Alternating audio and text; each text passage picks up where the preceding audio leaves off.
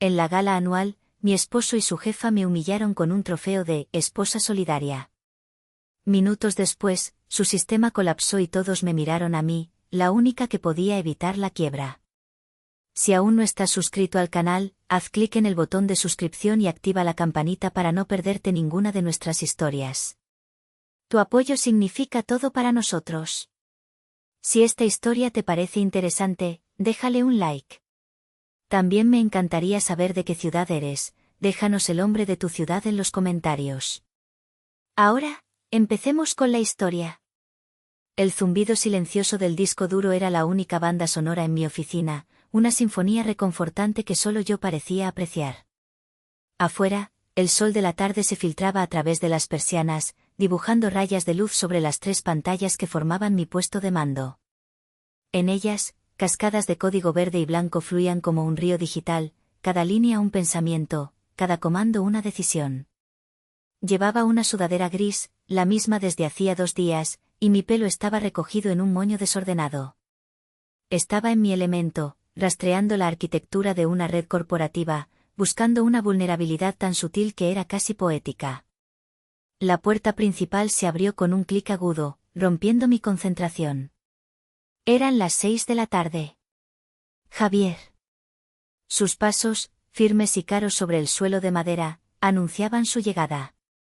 No necesitaba levantar la vista para saber que llevaba uno de sus trajes italianos a medida, probablemente el azul marino, y que su expresión sería una mezcla de cansancio y leve irritación. Apareció en el umbral de mi oficina, aflojándose la corbata de seda. Su mirada recorrió la habitación, deteniéndose en mis pantallas con una familiar falta de comprensión, y luego en mí, con una condescendencia apenas velada. «Cariño, ¿otra vez con tu pasatiempo?», dijo, y la palabra pasatiempo flotó en el aire como un pequeño insulto envuelto en seda. «Verónica me invitó a una cena de networking esta noche. Deberías tomarte un descanso y comprarte algo bonito». Suspiré, sin apartar los ojos de la pantalla. Estaba a punto de aislar una anomalía en un servidor de Frankfurt. «Estoy terminando un análisis importante, Javier». «Siempre es un análisis importante», replicó, apoyándose en el marco de la puerta. Su postura era la de un hombre que tolera pacientemente las excentricidades de su esposa. «Escucha, Sofía, aprecio que te mantengas ocupada, de verdad. Pero el mundo real está ahí fuera. Decisiones de millones de dólares, estrategias que cambian el mercado. A veces siento que vives en un mundo diferente». Me giré lentamente en mi silla para mirarlo. El hombre del que me enamoré en la universidad, el que se había maravillado de cómo podía ver patrones en los números que nadie más veía, ahora me miraba como si fuera una niña con un videojuego complejo. Pasatiempo, dije, haciendo comillas en el aire con mis dedos, mi voz tranquila pero con un filo de acero, paga la hipoteca de esta casa y financió el depósito para tu flamante coche alemán. ¿Lo recuerdas? Javier tuvo la decencia de parecer incómodo por un segundo. Se aclaró la garganta. «No es una competición, Sofía. Somos un equipo. Solo quiero que formes parte de mi mundo también. Un mundo donde la gente se viste para impresionar, no para estar cómoda frente a un ordenador». Un recuerdo fugaz cruzó mi mente, nosotros dos, hace 10 años, celebrando mi primer contrato de consultoría con pizza barata y champán de supermercado. Él había levantado su vaso de plástico y dicho, «Por Sofía, la mujer que puede derribar corporaciones desde nuestra mesa de cocina. Eres mi arma secreta». ¿Dónde estaba ese hombre? Se había perdido en algún lugar entre las promociones, los bonos y la sombra de su jefa. «De acuerdo», dije, volviéndome hacia mis pantallas. «Terminaré esto. No te preocupes, no avergonzaré tu mundo real». Él no captó la ironía. Simplemente asintió, satisfecho. «Genial. Te veo luego». Y con eso, se fue, dejando tras de sí el sutil aroma de su cara colonia y la sensación amarga de ser invisible. Los días siguientes, el nombre de Verónica se convirtió en un mantra en nuestra casa. Era como si ella fuera una tercera presencia, una gurú invisible cuyas opiniones eran incuestionables. Verónica dice que el mercado de la IA está sobrevalorado, comentaba Javier durante la cena, mientras yo mentalmente repasaba los datos de inversión que demostraban exactamente lo contrario. Verónica piensa que las vacaciones en la playa son una pérdida de tiempo, los verdaderos líderes van a retiros de estrategia, decía los fines de semana, descartando mis sueños de sentir la arena bajo mis pies. Yo la conocía, por supuesto. La había conocido un par de veces en eventos de la empresa. Verónica era una mujer impecable, con un armario que parecía sacado de una revista de moda y una sonrisa que nunca llegaba a sus ojos. Sus ojos eran como los de un halcón, siempre calculando, evaluando, buscando una debilidad. Hablaba con una voz suave y melódica que hacía que sus comentarios más cortantes sonaran como cumplidos. Una noche, Javier llegó a casa vibrando de una energía inusual. Ni siquiera se quitó la chaqueta antes de entrar en mi oficina. «Tengo noticias», anunció, con una sonrisa que no había visto en meses. «La gala anual de la empresa es en 2 semanas. Y tienes que venir». Levanté una ceja. «¿Tengo qué?» «El año pasado dijiste que era un evento aburrido y que preferías que no fuera». «Este año es diferente», insistió, su emoción casi infantil. «Verónica ha insistido específicamente en que asistas. Dijo que ya es hora de que te integres más, que muestres tu apoyo». La palabra, insistido, resonó en mi cabeza como una alarma de incendio. Verónica nunca insistía en nada a menos que hubiera una agenda oculta. Era una estratega, y cada movimiento que hacía estaba diseñado para fortalecer su posición o debilitar la de otro. ¿Verónica dijo eso?, pregunté, manteniendo mi voz neutral. Sí. Estaba tan entusiasmada. Dijo que admira lo mucho que me apoyas desde casa. Hizo una pausa, y su sonrisa se amplió. Incluso me dijo que tiene una pequeña sorpresa para ti en la gala, para agradecerte. Hielo. Un cubo de hielo se deslizó por mi espina dorsal. Una sorpresa. De Verónica. Eso era tan tranquilizador como un cascabel en la oscuridad. Mi mente, entrenada para detectar patrones y predecir amenazas, se puso en marcha. Esto no era un gesto de amabilidad. Era una jugada en su tablero de ajedrez, y yo era el peón que estaba a punto de ser movido. Una sorpresa, repetí, probando la palabra en mi boca. Sabía a veneno. Sí. ¿No es genial?, dijo Javier, completamente ajeno a mi creciente inquietud. Tienes que encontrar el vestido perfecto. Verónica mencionó que le encantaría verte con algo elegante. Quiere que todos vean a la mujer increíble que está detrás de mí. Asentí lentamente, una sensación de fatalidad asentándose en mi estómago. La mujer increíble que está detrás de él. No a su lado. Detrás. Oculta. Apoyando. Ese era el papel que Verónica había escrito para mí, y la gala iba a ser el estreno. Decidí en ese momento que asistiría. No para complacer a Javier ni para caer en la trampa de Verónica, sino para enfrentarme a lo que fuera que me esperara. Si iba a haber una batalla, no me encontrarían desarmada. El salón de baile del Gran Hotel Imperial era un mar de cristal, seda y susurros pretenciosos. Candelabros del tamaño de coches pequeños colgaban del techo dorado, arrojando una luz cálida sobre la élite corporativa de la ciudad. Los hombres vestían smokines impecables y las mujeres, vestidos que costaban más que mi primer coche. Me sentía como un antropólogo estudiando una tribu desconocida. Había elegido un vestido azul marino, de líneas sencillas pero corte perfecto. Era elegante, pero no gritaba, «mírame». Mi pelo estaba recogido en un moño bajo y mi maquillaje era mínimo. Quería sentirme como yo misma, no como una versión disfrazada para su aprobación. Javier, a mi lado, parecía nervioso, ajustándose constantemente el cuello de la camisa y escaneando la multitud. «Ahí está», murmuró, y su cuerpo se tensó. Verónica se deslizaba hacia nosotros como un tiburón plateado.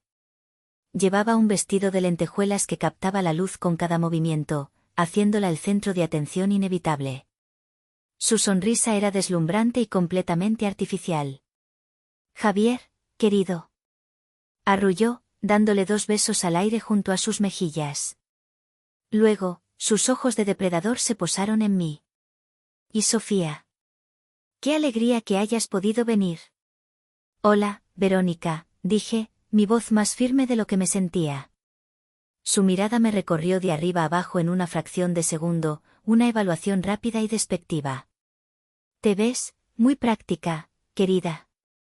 Es refrescante ver a alguien tan con los pies en la tierra en un evento como este. La palabra, práctica, fue el primer golpe, un jab verbal diseñado para marcar la diferencia entre su mundo de glamour y el mío de funcionalidad. Javier se rió, un sonido nervioso y hueco. Sofía siempre es la sensata de los dos.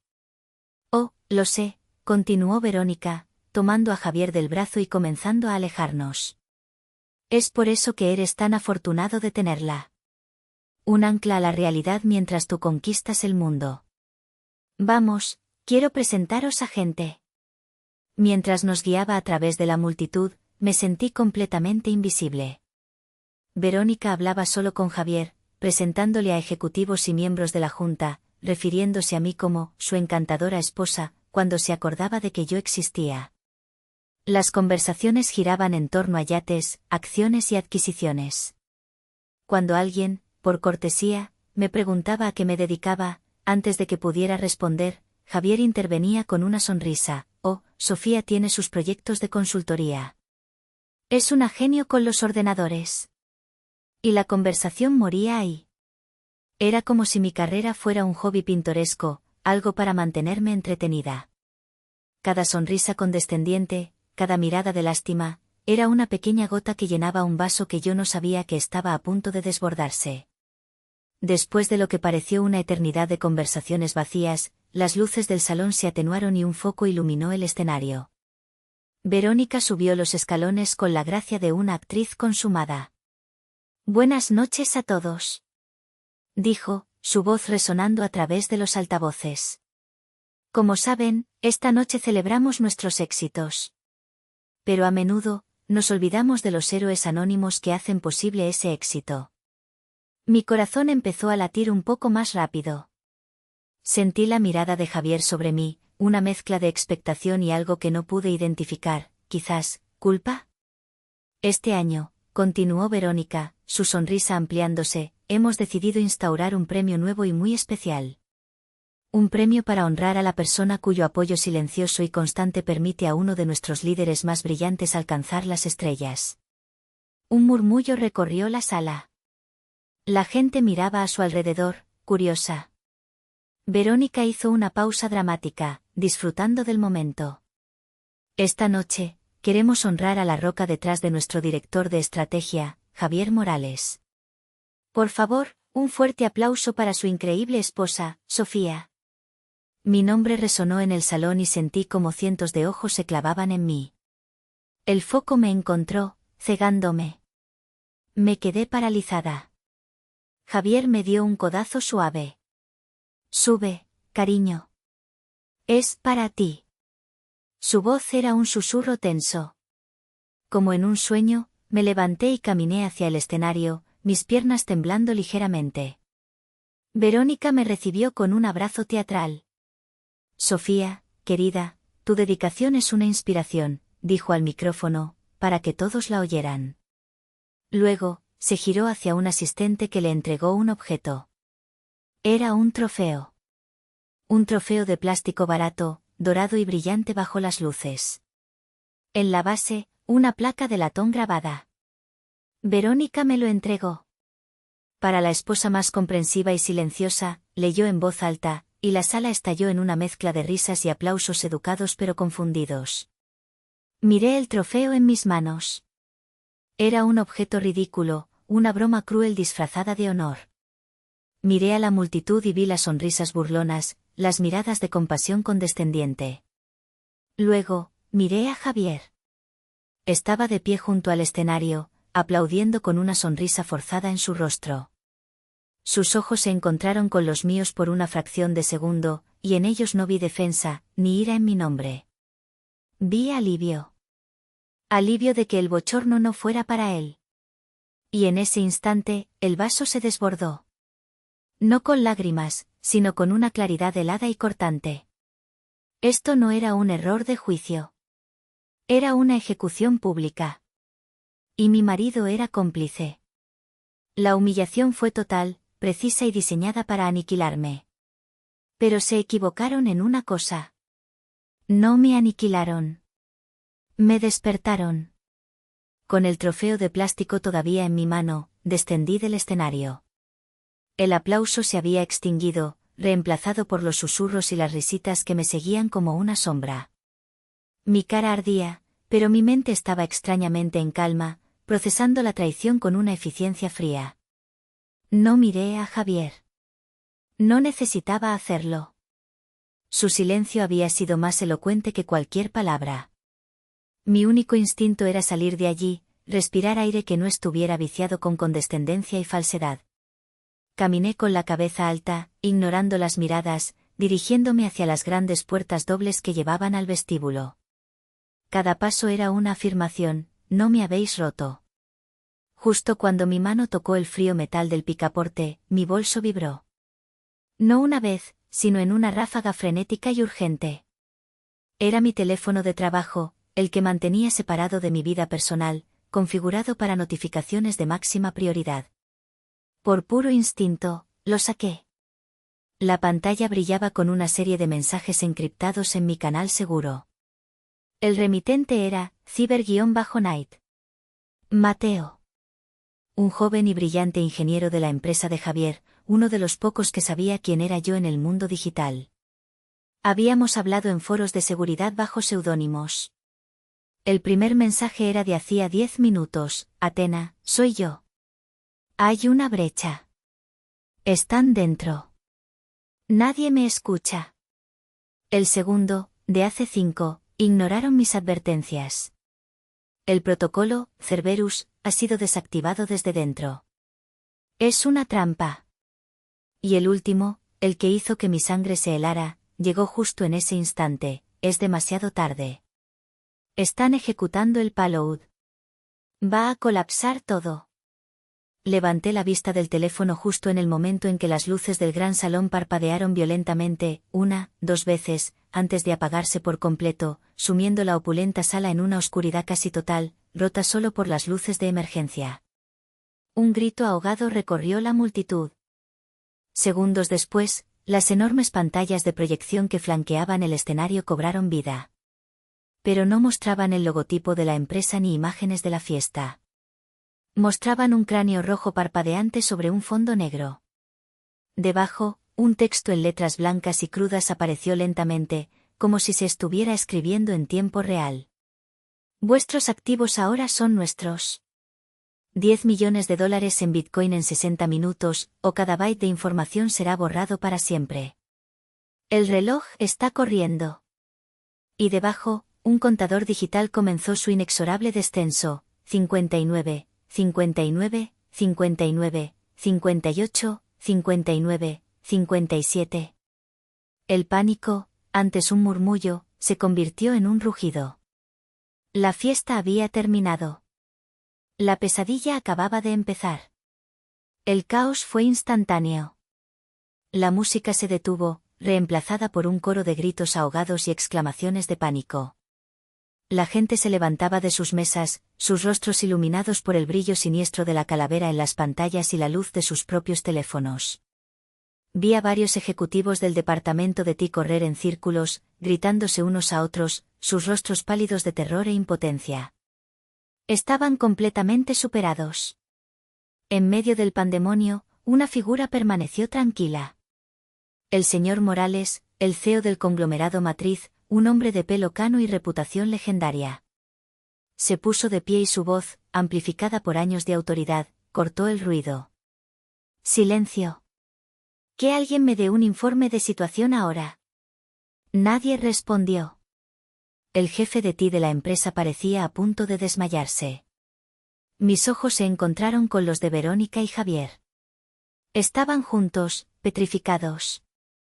El rostro de Verónica, normalmente una máscara de control helado, estaba descompuesto por el puro terror.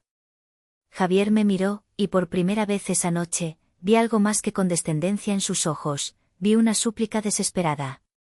Dejé caer el estúpido trofeo de plástico al suelo, donde rebotó con un ruido sordo y barato.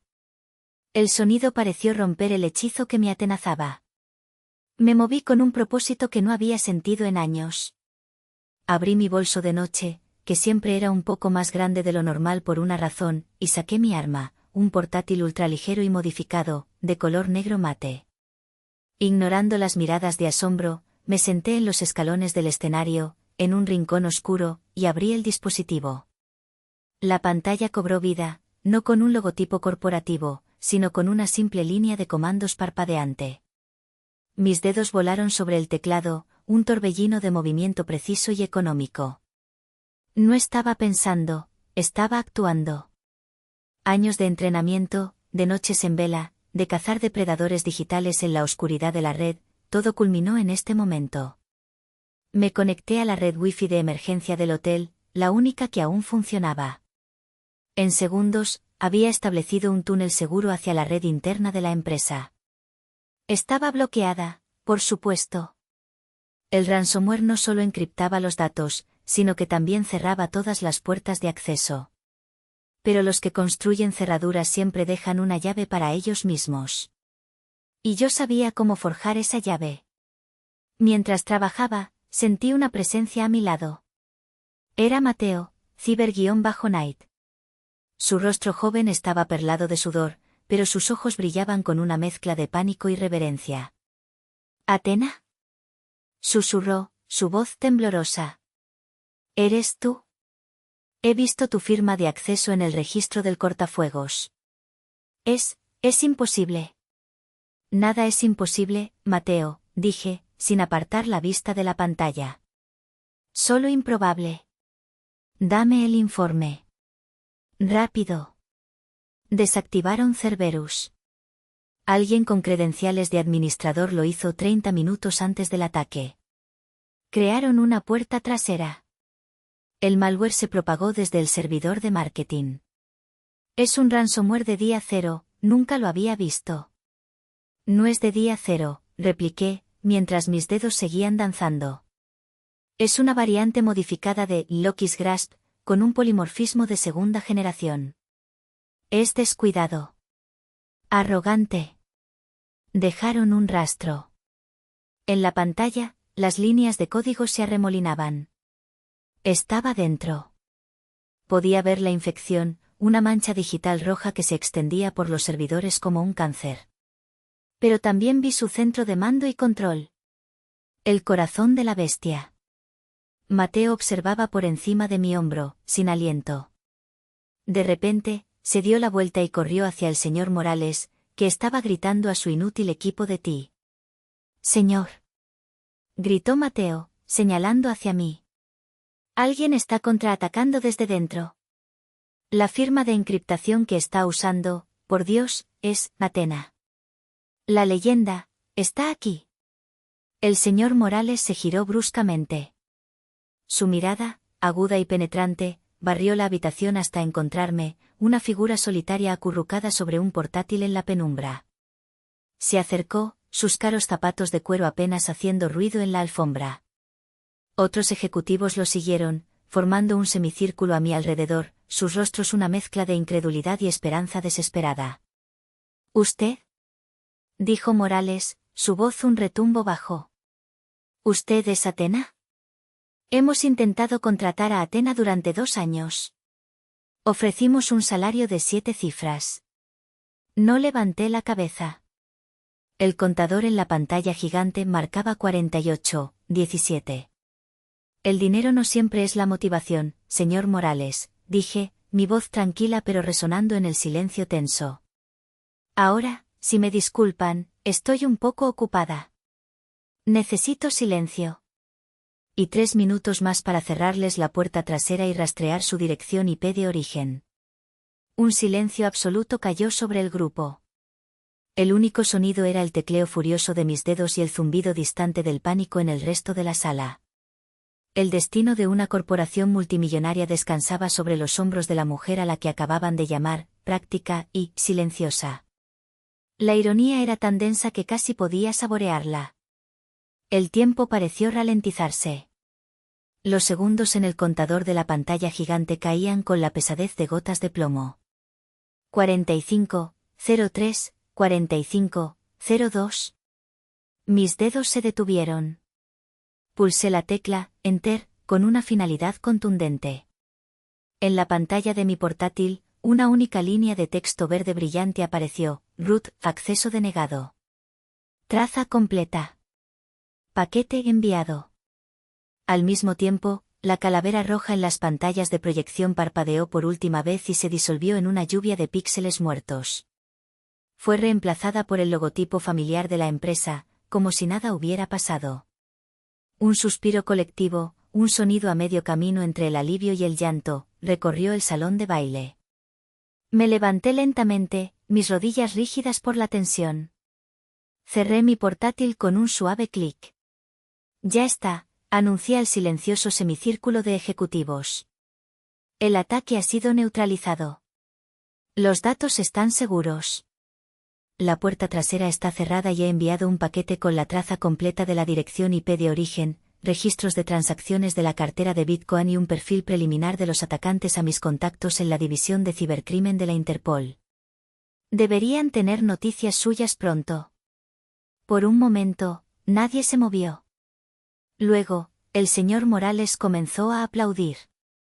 No fue un aplauso educado, sino uno lento, sonoro y lleno de un respeto abrumador.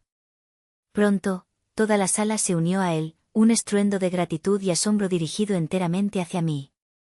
Era el mismo sonido que había escuchado hacía apenas una hora, pero el significado no podría haber sido más diferente. El señor Morales se acercó, su rostro normalmente severo ahora mostraba una genuina admiración. Señora, se detuvo, buscando la palabra correcta. Athena. Esta empresa, este conglomerado, le debe una deuda que nunca podremos pagar. Lo que pida, es suyo. Mis ojos buscaron a través de la multitud hasta que los encontraron. Verónica y Javier. Estaban de pie, juntos pero aislados en su propio círculo de terror. La máscara de superioridad de Verónica se había hecho añicos, revelando a una mujer asustada y acorralada. Javier me miraba fijamente, su rostro una mezcla de shock, culpa y un terror abyecto. Parecía un niño que acababa de ver a su gatito doméstico transformarse en un tigre. Ignoré la oferta del señor Morales por un momento. Mi voz, cuando hablé, fue tranquila, pero cortó el aire como un bisturí. No quiero dinero, señor Morales. Quiero respuestas. Mi mirada se clavó en Verónica. Quiero un informe completo que explique por qué las recomendaciones de seguridad urgentes presentadas por Cyber-Night hace 6 meses fueron ignoradas. Tengo entendido que el correo electrónico con la solicitud de presupuesto para actualizar el protocolo, Cerberus, fue enviado directamente a su despacho, Verónica. El color desapareció del rostro de Verónica. Intentó farfullar una respuesta. Hubo consideraciones presupuestarias, reestructuraciones. ¿Consideraciones presupuestarias? Intervino Mateo, dando un paso al frente, envalentonado por mi presencia. El presupuesto que solicité era menos de lo que se gastó en las flores para esta gala. Se lo dije a usted y al señor Morales. Señaló a Javier. Y usted dijo que era un gasto innecesario. Javier retrocedió como si le hubieran golpeado. Yo solo seguí el consejo de Verónica. Ella es la experta en estrategia financiera. El señor Morales miró de Verónica a Javier, su expresión endureciéndose hasta convertirse en granito. La pieza final del rompecabezas había encajado en su sitio. No fue un simple descuido. Fue una negligencia deliberada. Seguridad, dijo Morales con una voz gélida que prometía consecuencias devastadoras. Escorten a la señora Valdés y al señor Morales a una sala de conferencias. Aseguren sus dispositivos de comunicación. Nadie entra ni sale hasta que yo llegue. El poder había cambiado de manos. No de forma gradual, sino en un instante sísmico. La mujer a la que habían humillado ahora sostenía sus carreras, sus futuros, en la palma de su mano. Y no tenía intención de dejar que se le escaparan. La sala de conferencias del piso 40 era un acuario de cristal con vistas a la ciudad nocturna. Dentro, Verónica y Javier estaban sentados en extremos opuestos de una larga mesa de caoba, custodiados por 2 guardias de seguridad de aspecto imponente. Yo estaba de pie junto al señor Morales, con Mateo a mi lado, que había traído una tableta con los documentos pertinentes. Verónica, comenzó Morales, su voz peligrosamente tranquila, Mateo afirma que usted rechazó su solicitud de presupuesto para una actualización crítica de seguridad. En su lugar, ese mismo mes, aprobó una partida de gastos de marketing y relaciones públicas por el doble de esa cantidad. ¿Puede explicarme en qué consistió exactamente esa campaña de marketing? Verónica se retorció en su silla. Fue para mejorar la imagen de marca. Patrocinios, eventos, como la gala de esta noche. Mateo deslizó un dedo por la tableta. Según este desglose, señor, gran parte de ese presupuesto se destinó a consultorías de estilo de vida, viajes en primera clase a conferencias a las que nunca asistió y la renovación completa de su oficina, incluyendo un sofá de diseño de $12.000. El silencio en la sala fue ensordecedor. Verónica había estado malversando fondos de la empresa, disfrazándolos de gastos de marketing, y para hacerlo, había sacrificado la seguridad de toda la compañía. Morales se volvió hacia Javier. ¿Y usted, Javier? Usted firmó la aprobación de estos gastos. Y apoyó la decisión de rechazar la actualización de seguridad. ¿Por qué? Javier me miró, sus ojos llenos de una desesperación patética. Era su última oportunidad para decir la verdad, para mostrar una pizca de integridad. Sofía, tienes que ayudarme. Suplicó, su voz rompiéndose. Verónica me obligó. Ella sabe cosas sobre mí. Un error que cometí hace años. Verónica soltó una risa amarga. Oh, por favor, Javier. No seas tan dramático. Simplemente te recordé que la lealtad tiene sus recompensas. Y tú elegiste tu carrera por encima de todo lo demás. La verdad era aún más fea de lo que había imaginado. No era solo negligencia. Era chantaje, codicia y una cobardía abismal. Javier no solo había sido cómplice, había sido un participante activo en su propia corrupción, todo para proteger su frágil carrera. Me acerqué a la mesa, mi sombra cayendo sobre él. Me miró desde abajo, como un niño esperando un castigo. ¿Qué error, Javier? Pregunté, mi voz desprovista de toda emoción. Él tragó saliva. Un mal negocio en mi anterior trabajo. Perdí mucho dinero. Verónica fue la única que lo descubrió cuando me contrató. Lo ha estado usando contra mí desde entonces. Así que esa era la correa que ella usaba para controlarlo. Y para mantener esa correa apretada, él había estado dispuesto a sacrificarlo todo, la empresa, su integridad y a su esposa. Me volví hacia el señor Morales. Señor, creo que tiene todo lo que necesita. Negligencia grave, malversación de fondos y una cultura de encubrimiento que casi destruye esta compañía. Luego, miré a Javier por última vez. No había ira en mi interior, solo un vacío inmenso donde antes había amor y respeto. Tomaste tus decisiones, Javier, dije con calma. Elegiste tu carrera por encima de la seguridad de miles de empleados. Elegiste el silencio cuando tu jefa me humilló públicamente. Elegiste proteger tus secretos en lugar de proteger a tu esposa. Hice una pausa, dejando que las palabras se asentaran. Ahora, vive con las consecuencias de esas decisiones. Me di la vuelta y salí de la sala, sin mirar atrás. Dejé atrás el desastre de sus vidas, el castillo de naipes que ellos mismos habían construido y que ahora se derrumbaba a su alrededor. El aire del pasillo se sentía limpio, fresco. Libre. 2 semanas después, el sol de la mañana inundaba un espacio que era inequívocamente mío. No era una casa en los suburbios con una oficina relegada a una esquina, sino un loft en el corazón del distrito tecnológico de la ciudad. Paredes de ladrillo visto, techos altos y un ventanal gigantesco que ofrecía una vista panorámica del pulso urbano. en una de las paredes, en lugar de arte decorativo, colgaban mis diplomas y certificaciones, testigos silenciosos de la mujer que siempre había sido. El escándalo en la empresa de Javier, ahora la ex empresa de Javier, había sido noticia nacional. Negligencia y fraude en gigante tecnológico, titulaban los periódicos. Verónica fue despedida de forma deshonrosa y se enfrentaba a múltiples cargos federales. Javier, aunque no fue acusado penalmente, fue despedido por su complicidad y su reputación profesional quedó hecha cenizas. Nadie contrataría al hombre que se quedó de brazos cruzados mientras su empresa ardía. Mi vida, por otro lado, había florecido de las cenizas de la suya. El día después de la gala, el señor Morales me había ofrecido el puesto de directora global de ciberseguridad de todo su conglomerado. Rechacé la oferta. No quería trabajar para nadie más. En su lugar, con una importante inversión inicial del propio Morales como mi primer cliente y socio silencioso, fundé Athena Security. Mi propia empresa de consultoría. En 2 semanas, ya tenía una lista de espera de clientes de la lista Fortune 500. La leyenda de Athena se había hecho pública, y todos querían a la mujer que había detenido un ataque de día cero en menos de 1 hora. Mi teléfono sonó. Era mi abogado. Sofía, los papeles del divorcio están listos. Javier los ha firmado sin ninguna objeción. Ha renunciado a cualquier reclamación sobre tus bienes o tu nueva empresa. Parece que está bastante doblegado.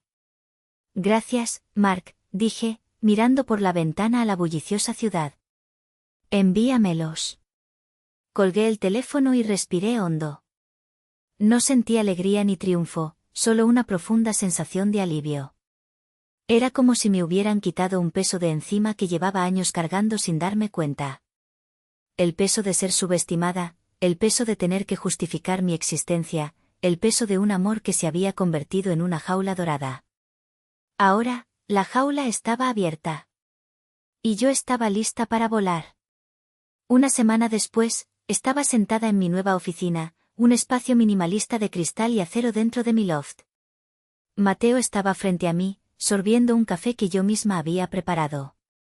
Lo había contratado como mi primer empleado, mi director de operaciones. Su lealtad y brillantez merecían ser recompensadas. Estábamos discutiendo la arquitectura de seguridad para un nuevo cliente, un banco internacional.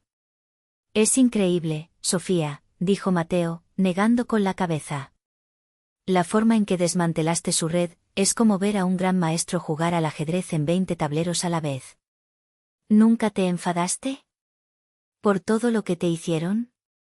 Dejé mi taza sobre la mesa y me recosté en mi silla, considerando su pregunta. Miré más allá de él, a la ciudad que se extendía bajo mis pies. La ira no construye nada, Mateo, dije finalmente, mi voz reflexiva. Es un combustible que se quema rápido y solo deja cenizas. Durante años, me sentí frustrada, sí. Pero la noche de la gala, la ira se transformó en algo más útil, claridad.